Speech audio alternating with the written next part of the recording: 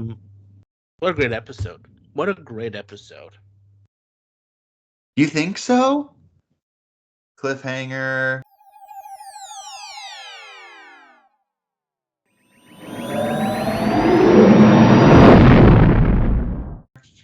Welcome, everyone, to another episode of the Dads of Dagobah, episode 4 of the 4. Skeleton Crew. We're halfway through the season, what they call it in the Clone Wars, mid-finale. The halfway finale. Oh yeah, the mid-season finale. Yeah, cliffhanger. We have now journeyed to a new planet. Not at Aten, though. At Akron. But before we get started there, Sean, got the word of the week? I do have word of the week, and it might be given away by my background here, but my word of the week is parkour. That was sweet. That girl was awesome. My word of the week, you want to know what it is? Yes. My word of the week is fainting. What a great way to end that episode with Neel fainting. So funny. After all he'd been through that whole episode, I love it. I was laughing when he fainted, and then was it Wim or something? Like, he fainted. Like exactly the way a kid would say it, just like so nonchalant, not fazed at all by the murder robot that just almost killed them all. Like, he fainted. Let's get into with the parkour, I was a little skeptical. The first time she did that slide across the bus or whatever for no reason whatsoever, I'm like, oh no, please don't make it like this. Don't make this the Mos Vespas, where we're doing a Vespa chase through Mos Espa and Book of Boba Fett. But it was fine. Yeah. What an interesting episode, though. Interesting in the sense of, I didn't think Star Wars would approach a topic like this, where they're talking about children in war as cannon fodder. I was like, dang, this is a deep topic here, and kind of scary, and glad it turned out okay in the end. But at first I was like, oh, this is not a kid's show, Yeah. So overall impression of the episode, I think this is stick with me through this because this is a positive thing I'm about to say. I think this was my least favorite episode. Okay, well, starting off on a negative. And yet it was still really good, which overall I feel like is a good, mid-season review of this series in general. Of if this is the weakest episode and it still was really good, it wasn't a bad episode. Mm-hmm. Overall, this show is just really good. You know what helped this episode was how long it was. More time to tell stories and have dialogue. Yeah. Honestly. Yeah. Yeah, and I don't think, I think the reasons that it was my least favorite, if I guess if I had to really kind of articulate it, which is the point of making this video, so I probably should have thought through those reasonings. One, oh gosh, I lost my train of thought. Oh, this is what it was. I don't know that I really grasped onto or enjoyed the whole trope or plot point of these adults treat the kids like adults and, hey, just train with my crew for a while and then I'll take you to this fallen sanctum thing. And it felt it didn't feel like a filler episode, but it felt like, why I don't think that this fits with the rest of the show, that our 4 kids are like training with these guns, training for war type of thing. Yeah. Okay. But I think overall what held it together for me was more of the motifs and the character development for Neel and his conversations about like his own bravery and courage and being scared, and that kindness isn't weakness, even though on that planet at Akron, it's such a novel concept because their whole life has been war and combat and conflict. So I forget the girl's name, but the little French girl, her natural response is, "Oh, so you're from a weak clan," because Mm-hmm. like, why would if your clan doesn't fight, they must be weak. And Neil's kind of arc through the episode is um that his kindness is his strength, Yeah. really. So And I liked all of fight. that. I thought that was great. I just felt like some of the actual like plot devices was a little bit like, okay. And one thing I liked what you said is this could have easily been a filler episode, but in so many other instances where filler episodes didn't move the story, we gained no additional knowledge. It was just kind of like, what was the point of that episode? I think we said that a lot in other shows. This one was like, oh, okay. The point of this episode was we did move the story along, but we also had great moments with our characters. We got to see Neel grow from being scared to fight to being the bravest one of them all, right? And taking on SM-33, but also he's still a kid, and so he faints at the end, Yeah. And also we got more information about the planet and about the robot. And again, there were some weird parts where Jude Law, or that's not his name. What's his name? Crimson Jack. Crimson Jack kind of gets out of some situations easier off screen that again we're like, is this on purpose that they're not showing this stuff? It's got to be on purpose, because what actually happened? Did he get out of it like he said Okay. he did, or is he lying to him? Okay, I'm so glad you brought this up because when I was watching the episode, when he shows up in the street and is like, "Oh, here's the herd of what are they called? Eponies or Mm-hmm. whatever. Um, here's the herd. I bartered with the evil clan. I don't even remember what he gave them.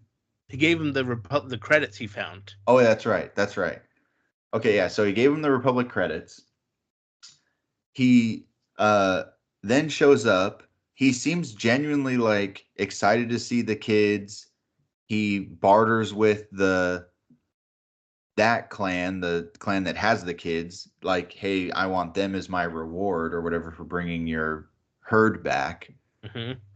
And I thought the same thing. I thought we're just supposed to believe that off camera he gave them these credits and that clan doesn't care and didn't care to follow him of where these other people are hiding and all this kind of stuff.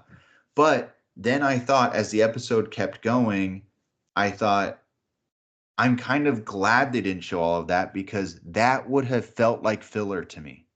Mm. I'm not interested in the conflict between the two clans on at Akron. True. I don't think it's important to our story.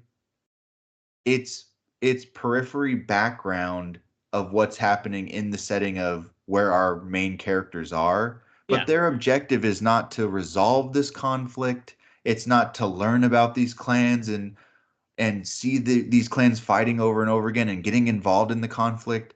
It's, hey, we're just passing through. We need to get our information on how to get back to Atten. Mm-hmm. Hmm. And so by the end of the episode, I thought I liked that they made those creative choices because I didn't want the filler content of Wouldn't the have served the kids story being at out all. there and having to lead a skirmish and fighting with this clan and learning something more about the other clan. I'm like, who cares about this other clan?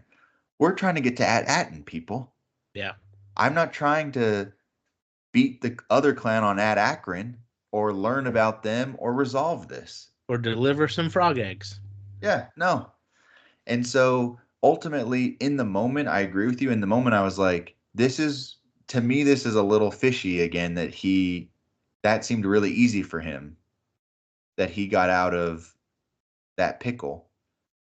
But then at the end of the day, I thought, well, I think the more important story elements were served by not wasting time on some of that, what could be considered filler Right. content.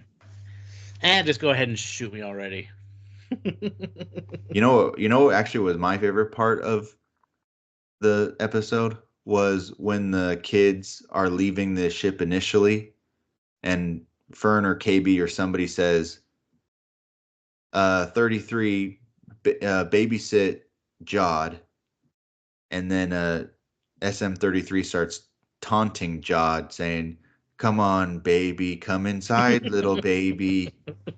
Like 3 or 4 times kept like teasing him about being a baby, and I was laughing hysterically because I thought it was so funny that he was saying that to him. Yeah. Come inside, little baby. I think it's interesting. Um, so, like, what are we supposed to think about this planet at Akron?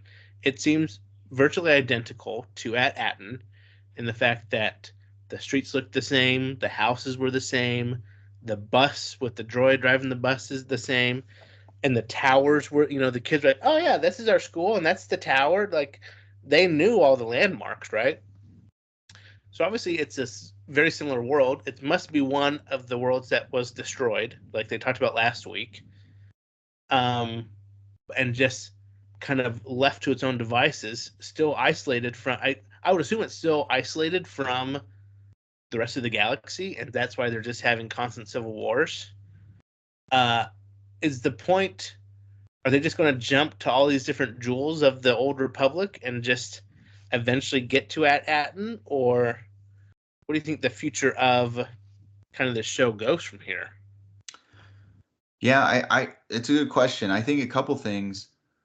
One, um, I'm wondering. I don't think that they're just similar planets. I think they're identical planets because it's more than just, oh, we have a like something like that on our planet. It's no, they knew the exact everything is the same. It's just all in ruins. And so for some reason, obviously, in the episode 3 or whatever, when we found out the Jewels of the Republic that some had been destroyed or whatever, the language was, I assumed that like the planets didn't exist anymore. I kind of liked that twist of, oh no, they exist, just they are not whatever they were supposed to function as is not the case. This one Mm-hmm. has devolved into tribal clan warfare Yeah. over the decades or centuries or however long these planets have been there. So I'm like, is it some sort of like, it almost reminds me of like Horizon Zero Dawn when they like quarantine the people in, did you ever play that game? They Oh like yeah. quarantine the people in the mountain bunkers or whatever, and they like want to restart society. Mm-hmm. Mm-hmm. And so it's like they're isolated from the rest of the galaxy is in like this like colonization experiment or something where it's like, okay, we're gonna, I don't know, preserve the ways of the old republic in these like isolated colonies or clusters or something like that's separate from the rest of the galaxy, but only one of them is still functioning within that social experiment construct, and that's at Atten, and the other ones have, the experiment has failed in some way. Yeah, the Um, supervisor has left, and Mr. King, no face, no head, whatever. I feel like the supervisor is not real. I think that it's like a Wally type thing where like the AI software program is like running everything or something.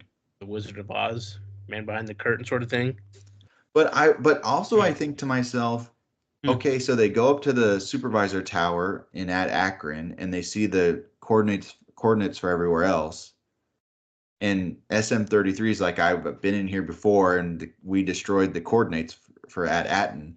If they go to the other 7 planets, is there going to be a supervisor tower with the coordinates? Did SM33 and his captain go to every single one of the planets and To destroy go. the coordinates in every tower? Oh, okay, okay, okay. So, um, but ultimately, I mean, I am very curious. I am one of my favorite parts of the whole mystery is the SM33. Did he kill the captain? Someone killed the captain. Had a knife through his chest. Yes. Is that, I can't remember. Is that skeleton referred to as the captain or the last captain? I would just assume because it sounded like they killed the crew in that supervisor tower. Yeah. Yeah, so I don't know. But the kind of the mystery of what's in his memory bank, Mm-hmm. and it's slowly coming out, and Fern figuring out, oh, he's been commanded not to reveal it, so she finds a loophole for him to reveal it. But then that triggers, hey, if anyone ever asks you about this, kill them. And so I'm curious to see if and when they turn him back on, like how they navigate his memory to get the information that they need. Yeah. But also, I'm curious, yeah, who was the captain? I mean, the ship and SM-33 were on at Atten. So they made it there. Was the captain the one that's dead on the ship, or is the captain someone or something else? Mm. Is the treasure already on the ship? Yeah.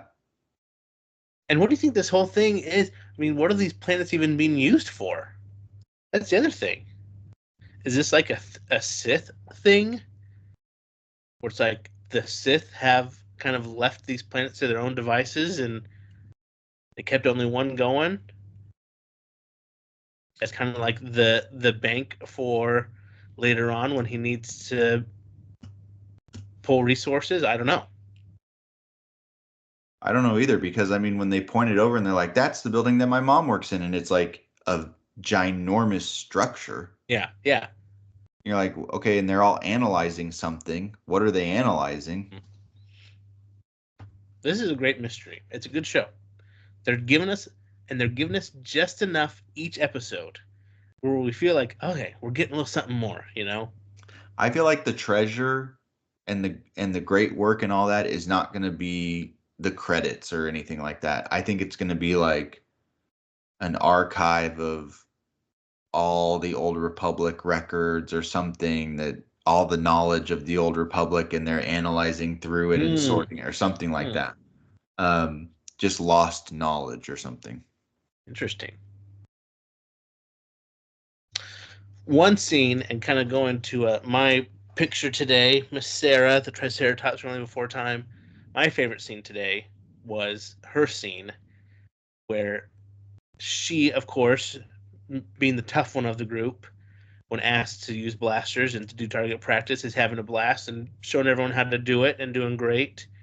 But then when actually being put in the front lines and being told they're going to go on a mission, she loses it. She, you know, breaks down and starts crying and saying, "I'm scared. I don't know what I'm doing." And I thought that was great. It's I love seeing those little moments. It's not a big moment. It was just, but something to show like, yes, she is still a kid. She's not with her parents, and um, just like shows that she was kind of thrust into this leadership position and she doesn't know what she's doing either. And I can totally relate to that. And also, one thing I liked about the episode was I noticed all the kids' dialogue, and I can tell it is not. I mean, I think we've all seen those movies where kid dialogue, the kids say things that you're like, kids don't talk like that. Kids don't use those words. They don't describe things that way. But like, I feel like they've really hit a good stride with the dialogue of these kids to be like, yeah, they would talk about that. They would say like, I'm scared, I'm sad, I don't know what I'm doing, I don't want to do this, sort of stuff. Yeah. I think they hit the nail on the head. And the kids are doing fantastic. I think I was hesitant the first couple episodes, but that's all gone. They are doing great, especially Neel. Yeah. And when Fern was having that moment and crying or whatever, the only thing that had me scratching my head was when she told Wim, I don't know what I'm doing. You should have been captain. And I'm like, Fern, No. you think Wim knows what he's doing? This kid's an idiot. Yeah. I think they're purposefully trying to make him like just this naive, oblivious. Because I'm like, no kid would be that fearless and just like no urgency whatsoever to try to be safe or get back home. Yeah, He's doesn't just he like, say, "Oh, we gotta go home already"? You know. yeah. So I just feel like he's almost becoming he's my least favorite of the kids. And he to me he's becoming a little bit of a caricature of like this is not believable to me that this kid is this clueless on the situation about his what situation he's in right now. He's been. I mean, maybe this episode will kind of knock some sense into him that this isn't suburban life anymore. You know, this is real life. Yeah. But um but yeah, but again, Jod like saves the kids multiple times in this episode. He saves Neel from SM-33. So I'm curious too to kind of see what is Crimson Jack's end game. Is he really just wants some money? Or, you know, I don't know. I think right now, Yeah. and I don't know, is it like he relies on, he knows he needs SM-33, and Fern is the captain, so he has to keep the kids around because she's technically the captain of the droid now. Like, is that why he's doing all this? Yeah, that's a question I have in my mind too. Yeah. So, you got anything else for this week? No, I'm excited to unravel more. I think they've done a good job of every week revealing a little bit more about the mystery, like we've talked about in weeks past. They give us answers every week a little bit more so that you feel like we're making progress. Mm-hmm, I mm-hmm. never want to feel like we're just stalling out, like nothing happened in that episode of any relevance. Yeah, And I feel like every episode we've made progress towards finding out the mystery of Ad-Aden. I agree with you. Well, next episode is Christmas Eve, episode 5. So, when are we going to film? Well, we'll talk about that. Anyway, this is all we've got for the week. Let us know down in the comments what you thought of the episode, what you're thinking of how these kids are doing and how they're going to get back home. And what are the parents doing? Where are the parents? And who's the supervisor? Hmm. Just a computer program? Is it Snoke? And also, I need to go back and watch it, but I feel like when they got to at Akron and were coming in, it looked like there was like part debris out in the orbit of the planet, and I'm like, Yeah. what was that? Is that like the shield that's supposed to be keeping all the ships in like it does on Atten? Yeah, I don't know. Okay, well, until next week, Sean, this is the way. And we have spoken, and we need to Get back get to the back to the Bacta. Bacta. Okay, we'll see you next week. Bye.